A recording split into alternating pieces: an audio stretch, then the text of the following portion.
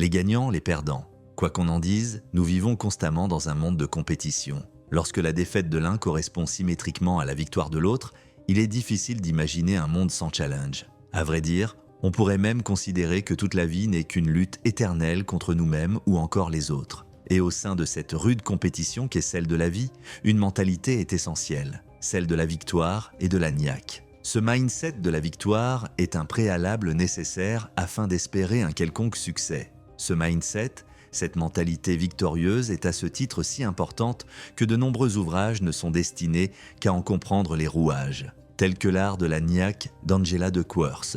Tous les grands hommes et sportifs, avant d'inscrire leur nom dans leur domaine respectif, ont d'abord réalisé ce travail mental visant à ne penser qu'à la victoire. Voilà donc l'intérêt de cette vidéo, vous donner les clés et les marques de la mentalité des gagnants.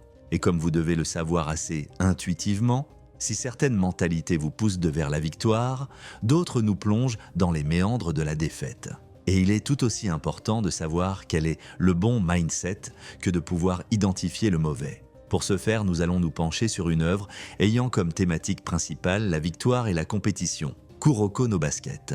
Au travers de ses personnages et surtout des membres de la génération Miracle, le manga phare des années 2010 nous présente une multitude d'attitudes mentales dont certaines conduisent à la victoire et d'autres font goûter aux fruits amers de la défaite. Analysons donc les différents mindsets présentés par les 5 membres de la génération Miracle, du pire au meilleur, afin de déceler ce qui définit une mentalité de gagnant.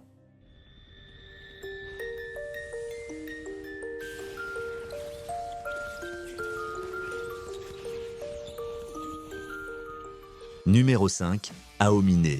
Je l'ai classé en dernier de ce classement, presque ex aequo avec le 4e, mais pour des raisons relatives au fait que nous avons plus vu, en termes de temps d'antenne, Aomine s'enfoncer dans sa mentalité défectueuse, j'ai décidé arbitrairement de le ranger en tant que dernier.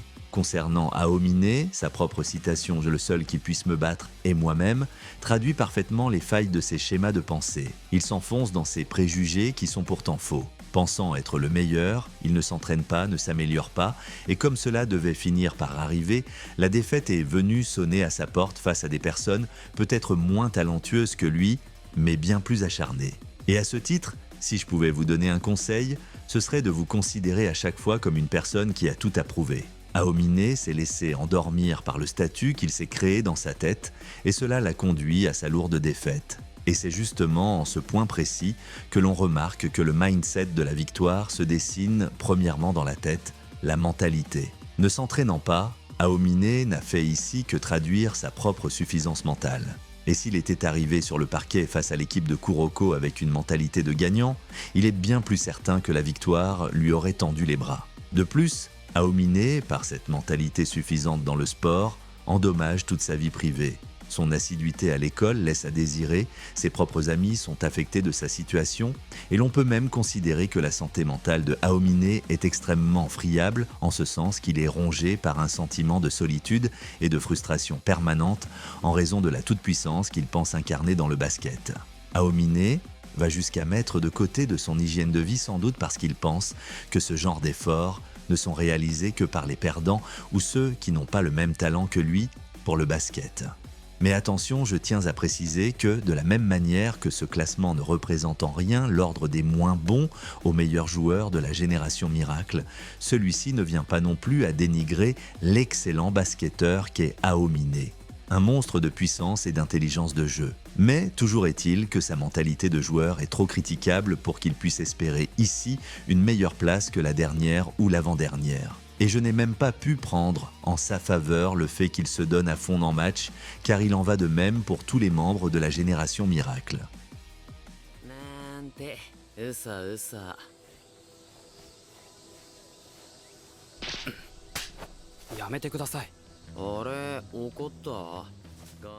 Vous vous en doutez, il n'allait pas être premier de mon classement.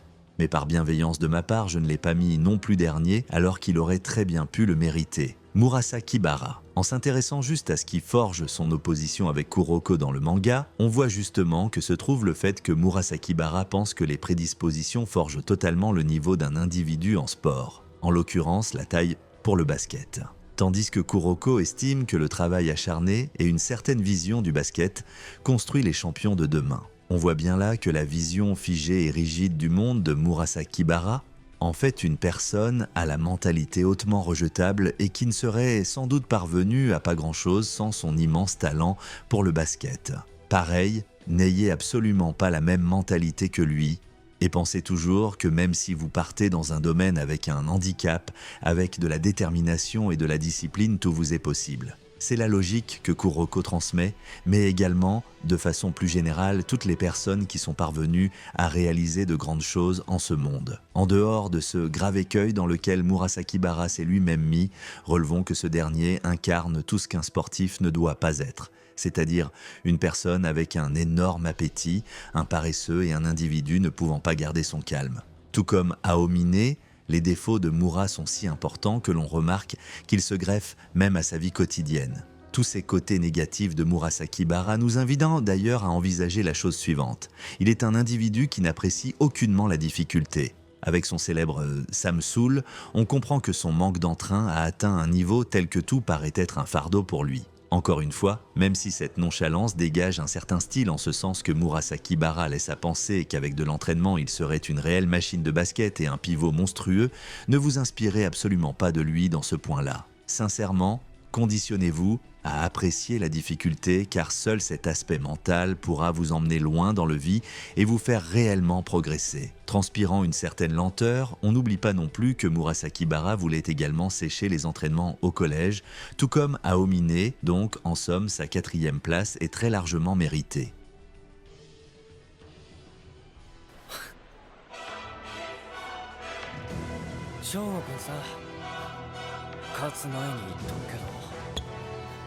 勘違いしてるよ、あの子のこととか。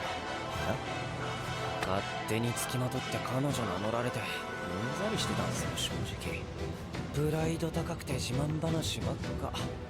モデルと付き合ってるってステータスが欲しかっただけなんすよ、あれは。見た目で群がってくるバカ女たちの一人だったくらいで調子に乗ってんじゃねえよ。 À la 3e place, on retrouve quelqu'un qui cette fois-ci la mérite presque indiscutablement. Il s'agit de Kisei, pas aussi catastrophique que les deux derniers, mais loin d'être au niveau de mentalité des deux premiers. Kisei est le bon 3e. Sa perception du basket est bonne, mais pas assez pour suffire à l'emmener au sommet. En réalité, c'est surtout son talent qui l'a conduit là où il se trouve actuellement. Pour résumer ma pensée en une phrase, Kisei détient un corps de champion résidant dans une mentalité de sportif quasi moyen. Relevons quand même les points qui me font dire que Kisei détient une mentalité supérieure à ses deux coéquipiers précédemment cités. Premièrement, il dégage une certaine humilité. Il ne se pense pas comme étant intrinsèquement au-dessus des autres, donc il estime que l'entraînement est nécessaire pour qu'il puisse continuer à s'améliorer. Je me permets d'ailleurs de faire une parenthèse ici en vous montrant bien que si j'accorde autant d'importance à ce facteur de l'entraînement, c'est parce que l'entraînement est l'unique pont qui vous sépare de vos objectifs, donc ne le négligez jamais. La croyance ferme en ses capacités ne remplacera jamais une bonne préparation. À cela s'ajoute le fait que Kisei semble avoir faim de victoire sur le terrain. À la différence d'Aomine et Murasaki Bara,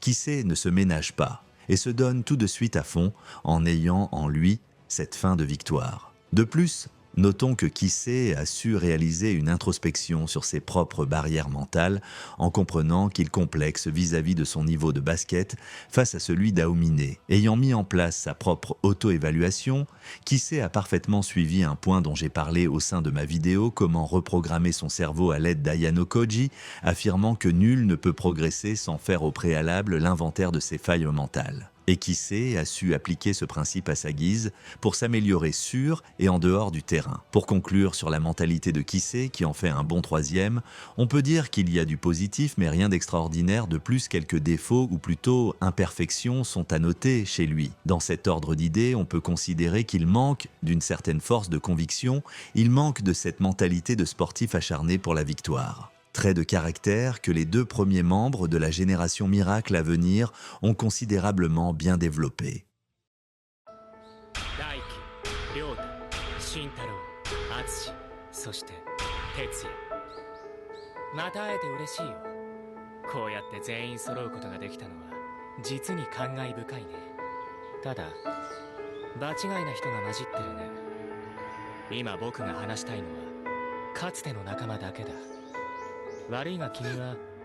帰ってもらっていいかな。 En seconde position, j'ai décidé de mettre Akashi. Pour résumer l'examen de sa mentalité en une phrase, Akashi détient une excellente mentalité, mais il a un seul gros défaut qui vient ternir son mindset dont je parlerai plus tard, mais que vous pouvez clairement supposer en analysant rapidement l'envergure du personnage. Quoi qu'il en soit, Akashi est perfectionniste dans le bon sens du terme, il s'entraîne énormément. À vrai dire, dans les premiers épisodes de l'anime où il n'est présenté que brièvement, à chaque fois on le voit en train de s'entraîner. On sent bien sa vie est parfaitement organisée et qu'il est parvenu à ce stade où il tend à se parfaire continuellement, jour après jour. Akashi travaille son corps, mais aussi son esprit en jouant au shogi. Il apparaît comme un individu complet qui, à la différence des autres membres déjà précités, et surtout les deux derniers, semblent en avoir que comme atout dans leur vie le basket. Là, il en est tout autre. Akashi est un prodige qui a su exploiter son talent, ce qui est assez rare pour le souligner. Vous le sentez bien que ses qualités sont assez développées pour faire de lui un champion et un personnage en haut de ce classement. Toujours est-il qu'un défaut vient saper le portrait positif que l'on aurait pu dessiner d'Akashi, l'estime beaucoup trop haute qu'il a de lui-même. Ce défaut reste difficile à juger, manipuler et critiquer en ce sens que c'est ce trait de personnalité qui façonne sa discipline. Mais comme on le voit, Akashi est complètement imbu de sa personne, au point que cela en devienne même une pathologie. La traduction de cette auto-estime démesurée que porte Akashi se révèle par son absence d'esprit d'équipe durant la Winter Cup. Rendez-vous bien compte qu'il utilise le terme absolu pour se qualifier lui-même, rendant compte de la manière disproportionnée dont il se perçoit lui-même. Et une fois n'étant pas coutume, Akashi s'est lui aussi bercé d'illusions l'empêchant de progresser et de gagner la finale de la coupe. N'oubliez jamais que tel que le formule l'adage, celui qui se croit arrivé cesse de progresser.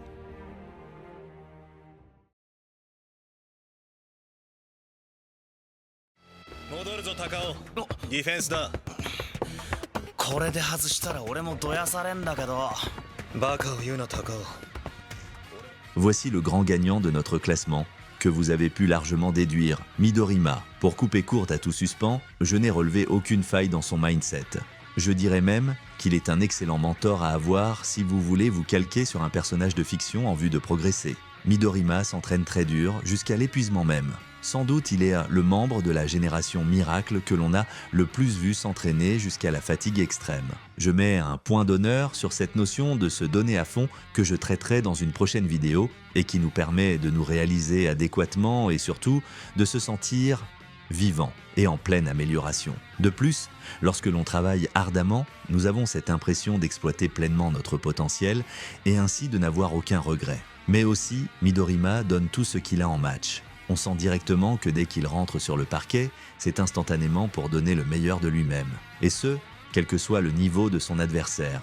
Rendez-vous compter du sérieux et de la discipline dont il fait preuve. Qu'il joue face à une équipe qu'il considère comme inférieure ou légèrement supérieure, il va constamment exploiter toutes ses réserves. Lorsque Midorima entre sur le parquet, sa seule obsession est celle d'apporter la victoire à ses coéquipiers qu'il ne méprise d'ailleurs pas pour autant. Midorima est aussi un véritable mentor et une source de motivation pour autrui, que ce soit à Kagami ou encore Kuroko. Donc, n'hésitez vraiment pas à vous inspirer de lui dans sa mentalité.